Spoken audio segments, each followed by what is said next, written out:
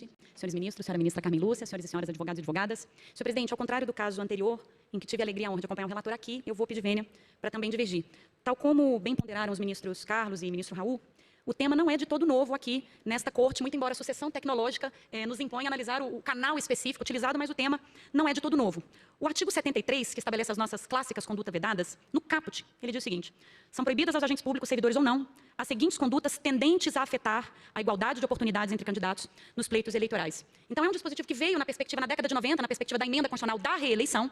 e procurou estabelecer alguns parâmetros proibitivos aos agentes públicos, para que num cenário em que a reeleição é permitida, eles não se valessem, então, da estrutura administrativa para quebrar a igualdade de oportunidades. Então, quer me parecer que todo vetor interpretativo a nortear a leitura das hipóteses proibitivas previstas nos diversos incisos do artigo 73 sempre deve ser: a conduta precisa ter aptidão, ela precisa ser tendente a quebrar a igualdade entre competidores. E aqui nós temos o parágrafo 2º do artigo 73, que é o dispositivo que está aqui, ora em debate, que diz que o presidente da República, e não apenas ele, vice-presidente, governador, vice-governador, prefeito e vice-prefeito,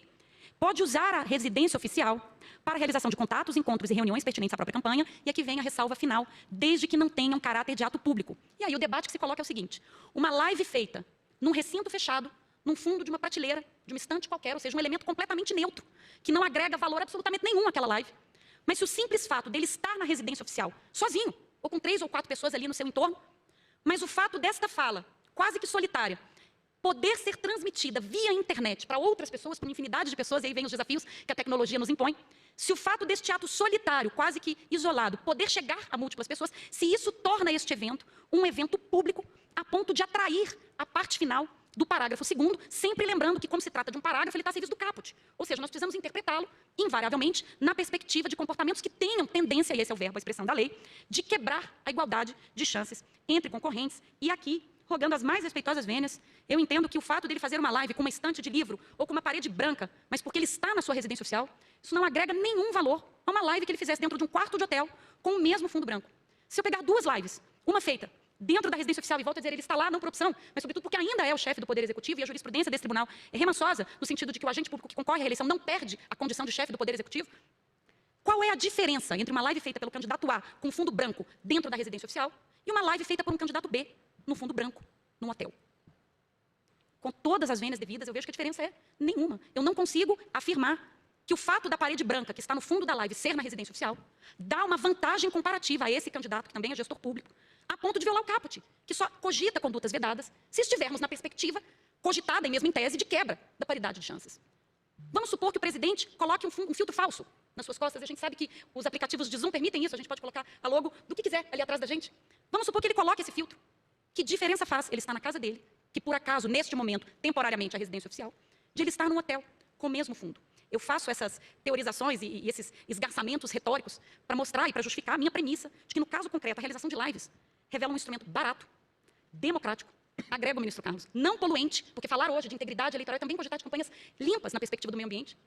e altamente isonômico. Volto a dizer, se ele colocar um fundo fictício, eu não consigo saber qual é a diferença comparativa de uma live feita num quarto de hotel, numa sala de aeroporto, ou no local onde a pessoa dorme por ocupar determinado cargo público. A situação, como disse o ministro Carlos, não é nova. Eu cito aqui o trecho do ministro Henrique Neves, na representação 84890, em que ele diz o seguinte: o que vemos no caso é a utilização de um acesso à internet, que qualquer candidato pode fazer da sua casa, e o presidente da República mora no Palácio da Alvorada, não porque quer, mas porque é obrigado, por questão de segurança. Então exigir que ela, porque na época era uma presidenta, tivesse que sair do palácio para ir para uma lan house acessar a internet e fazer esse mesmo diálogo virtual, seria perfeitamente possível, mas não me parece aqui seja o caso de transgressão. E eu resgatei, para esgarçar retoricamente meu fundamento, eu resgatei que, por exemplo, em 2014, nós tivemos muitos casos aqui, eu mesmo relatei alguns, de rodadas de entrevistas com os candidatos, né? As emissoras de televisão fizeram rodadas de entrevista com os candidatos, e em 2014, a presidenta Dilma foi entrevistada no Palácio da Alvorada por William Bonner, na rodada de entrevista dos candidatos à presidência da República. Isso foi transmitido no horário nobre da TV Globo, um ato oficialíssimo de campanha, porque todos os candidatos se submeteram àquelas mesmas entrevistas, com a mesma métrica e com o mesmo tempo, e a presidenta, então, porque é presidenta mesmo, a despeito de ser candidata séria e presidenta, usou da prerrogativa de fazer essa entrevista ao Jornal Nacional, de dentro do Palácio da Alvorada, e não com um fundo tão neutro, uma mesa bonita, um tapete persa, o que também não viola, ao meu sentir, de nenhuma forma, a regra e o parágrafo 2º do artigo 73, porque muito embora transmitido, nesse caso da presidenta Dilma, Jornal Nacional, para milhões de pessoas, era um ato ali que contava com 3, 4, 5 pessoas. Quer me parecer que a rácio subjacente ao parágrafo 2º do artigo 73, quando ele veda atos públicos, evidentemente que é uma lei da década de 90, é a perspectiva de comícios, né, de fazer grandes manifestações de campanha dentro de uma residência oficial. E, por fim, eu fico imaginando se estabelecêssemos essa proibição nas eleições de 2020, em que, em razão do coronavírus, muitos e muitos TREs proibiram, não foram poucos não, a prática de atos presenciais de campanhas eleitorais. Eu fico me perguntando como faria o prefeito de São Paulo, como faria o prefeito do Rio de Janeiro numa campanha eminentemente digital,